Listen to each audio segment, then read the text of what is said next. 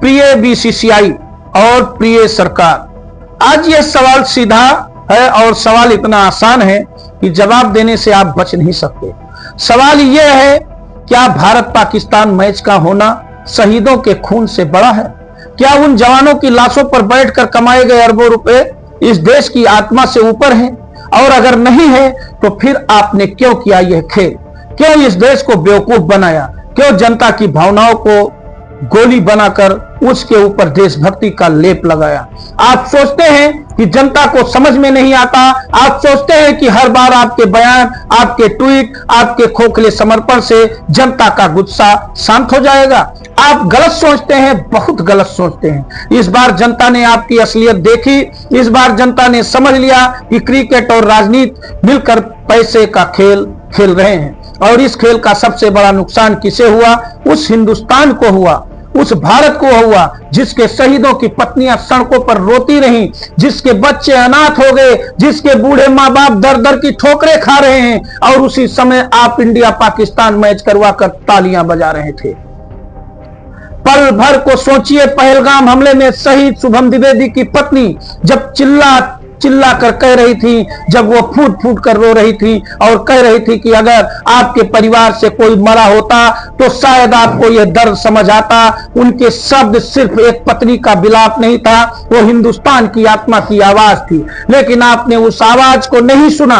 आपने प्रायोजकों की आवाज सुनी, आपने ब्रॉडकास्टर की आवाज सुनी, आपने पैसे की खनक सुनी और आपने जनता के आक्रोश को दबा दिया। देश की जनता ने इस बार कहा था कि हम मैच का बहिष्कार करेंगे। लोगों ने टिकट नहीं खरीदे, पत्रकारों ने कवरेज से इनकार किया, दर्शकों ने टीवी स्क्रीन बंद कर दिया। यह बहिष्कार इसलिए नहीं था कि पाकिस्तान से नफरत है, बल्कि इसलिए था क्योंकि पाकिस्तान वही देश है जो आतंकवाद को पालता है, वही देश है जिसने 26 परिवारों को उजाड़ दिया था, वही देश है जहां बच्चों को यह सिखाया जाता है कि हिंदुस्तान को पाकिस्तान बनाना है। और उसी पाकिस्तान के साथ खेलकर आपने उनके हाथों में पैसा दे दिया, आपने उनके झंडे को मजबूती दी और कहते हो कि जीत को शहीदों को समर्पित कर रहे हो। क्या यह समर्पण शहीदों के बच्चों का भविष्य बना देगा? क्या यह समर्पण उनके घर में रोटी पहुंचा देगा? नहीं, यह देशभक्ति का गोली है और यह गोली अब बासी हो चुका है। बीसीसीआई और सरकार दोनों इस चूक वाली गोली के सबसे बड़े व्यापारी बन चुके हैं। जब भी सवाल उठता है, आप देशभक्ति का गोली बांट देते हो। पहलगाम हमले के बाद आपने क्या नया एक बड़ा कदम, ना एक बड़ा ऐलान, ना सेना कल्याण कोष में पैसा, सिर्फ ट्वीट, सिर्फ बयान और चुपचाप अगले मैच की तैयारी। और जब जनता ने गुस्सा दिखाया तो कह दिया कि हम जीत को शहीदों को समर्पित करते हैं। लेकिन जनता पूछ रही है कि अगर हार जाते तो कैसे समर्पित करते? पाकिस्तान को या फिर कोई नया बहाना बना लेते? शर्म आनी चाहिए। आज सोशल मीडिया पर लोग कह रहे हैं शेम ऑन बीसीसीआई। लोग कह रहे हैं कि अगर आपको शहीदों की फिक्र थी तो मैच से हुई कमाई सेना के कल्याण कोष में दे देते, खिलाड़ियों की फीस का हिस्सा दान कर देते। अरबों की कमाई से एक पैसा भी शहीद परिवारों तक नहीं पहुंचा और आप देशभक्ति का खोखला नाटक करते हैं, नारा लगा रहे हैं। आप बार बार कहते हैं कि यह आईसीसी का नियम है, एसीसी का शेड्यूल है। लेकिन सब जानते हैं, देश जानता है, भारत जानता है कि आईसीसी और एसीसी की असली ताकत कौन है। सबसे अमीर बोर्ड कौन है? कौन सा बोर्ड है जिसके बिना कोई टूर्नामेंट हो नहीं सकता? बीसीसीआई का दबदबा पूरी दुनिया में है, लेकिन जब भारत पाकिस्तान मैच की बात आई तो आपने कहा कि हमारे हाथ बंधे हुए हैं। यह कैसा झूठ है? जब चाहो तब नियम बदल देते हो और जब जनता कहती है पाकिस्तान से मत खेलो तब आप नियमों के पीछे छिप जाते हो। और सबसे बड़ी बात, आपने खिलाड़ियों को भी कटघरे में खड़ा कर दिया। खिलाड़ियों ने दिमाग लगाया, विवेक दिखाया, हाथ नहीं मिलाया, ड्रेसिंग रूम में पाकिस्तानी खिलाड़ियों को घुसने नहीं दिया, वरना जनता उनके खिलाफ भी भड़क जाती। लेकिन असली दोषी खिलाड़ी नहीं है, असली दोषी वो है जो ऊपर बैठे हैं, सरकार और बीसीसीआई, जिन्होंने पैसों के लिए देश की भावनाओं का सौदा कर दिया। इस देश में देशभक्ति का गोली बेचना बहुत आसान है। कोई नमक बेचकर कहता है कि यह देश का नमक है, कोई टाइल बेचकर कहता है कि यह देश की मिट्टी से बना हुआ है, कोई फिल्म का प्रमोशन में सैनिकों का नाम जोड़ देता है। लेकिन सबसे बड़ा कारोबार आपने किया, क्रिकेट को धर्म बना दिया और जब देश की बात आई तो उसी धर्म को पैसों की मंडी में बेच डाला, नीलाम कर डाला।